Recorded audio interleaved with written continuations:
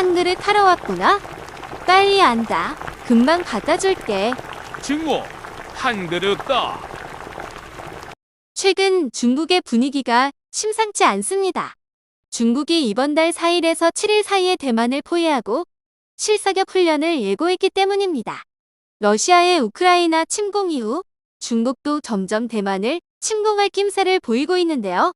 중국이 앞으로 18개월 내 대만에 대해 군사행동을 취할 가능성에 대해 미국 반려들이 우려하고 있다고 미국 뉴욕타임즈가 7월 25일 보도를 하기도 했습니다. 또한 윌리엄 번스 미국 중앙정보국 CIA 국장은 중국이 대만의 무력을 사용할 가능성이 있다며 우크라이나를 침공한 러시아를 지켜보며 그 시기와 방법을 정할 것이라는 주장을 하였습니다. 이렇게 중국의 대만 침공이 가까워지고 있는 가운데 평소에 지속적으로 한국을 무시하였던 대만은 발등에 불이 붙은 것처럼 안절부절 못하고 있습니다. 대만은 예전부터 한국을 배신자의 나라라고 부르며 한국을 싫어하였는데요. 코로나 바이러스가 한창 유행한 작년과 올해에는 태극기에 코로나 바이러스를 합성시켜 뉴스에 보도하기도 하는 등의 만행을 저질렀습니다. 또한 지난달 22일 대만 지상파 방송사 FTV는 중국 동방항공 여객기 추락 사건을 다루면서 우리나라 아시아나항공 여객기 모형을 등장시켜 논란에 휩싸인 적도 있는데요. 대만이 한국에게 열등감을 가지게 된 것에는 여러 이유가 있는데요. 중국에서 공산당에게 패한 중국의 정치인 장제스는 1949년 대만으로 도주해 대만 정부를 수립했는데요. 바로 계엄령을 선포하고 1953년 전국적인 경제 개발을 시작하였습니다. 이후 10년 동안 대만의 경제는 빠르게 발전했는데요. 대만이 경제 개발을 시작한 1953년 한국은 6.25 전쟁으로 인해 전 국토는 만신창이었고 경제 개발은 물론 당장 내일 먹고 살 걱정조차 못하던 전 세계 최빈국이었습니다. 이렇게 대만은 경제적으로 한국에게 크게 앞서가고 있는 상황이었는데요.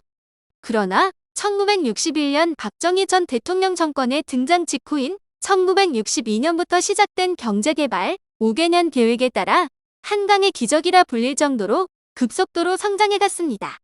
그리고 마침내 2003년 그동안 대만보다 낮았던 한국 1인당 명목 GDP가 처음으로 대만을 추월하였고 지금까지 한국이 계속 우위를 점하고 있습니다. 또한 국가 총 경제 규모도 한국이 대만을 앞서고 있는데요. 이런 이유로 대만 사람들은 한국에게 심한 열등감을 가지고 있었습니다.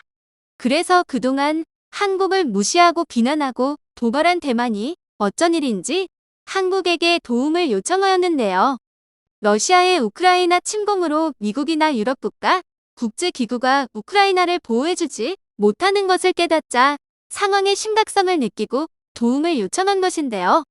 이제는 전 세계가 아는 것처럼 군사력 초강대국이 된 한국에게 대만이 바짓가랑이를 붙잡고 애원하고 있는 상황입니다. 여러분들은 만약 중국이 대만을 침공하면 대만을 도와줄 필요가 있다고 생각하시나요? 저는 도와주더라도 지금까지 대만의 몰상식한 행동에 대한 사과는 당연히 받는 것은 물론 병토든 돈이든 자원이든 한국이 대만을 도와줄 만할 가치가 있는 것을 대만에게서 받아오면 좋을 것 같습니다. 어떻게 하면 좋을지 댓글에 의견 남겨주세요. 그럼 이만 영상 마치겠습니다. 이상 시청해주셔서 감사합니다. 영상은 어때? 입에는 맞았니? 구독을 눌러주면 더 맛있는 영상들로 보답할게. 난 이미 알림 설정까지 했다고.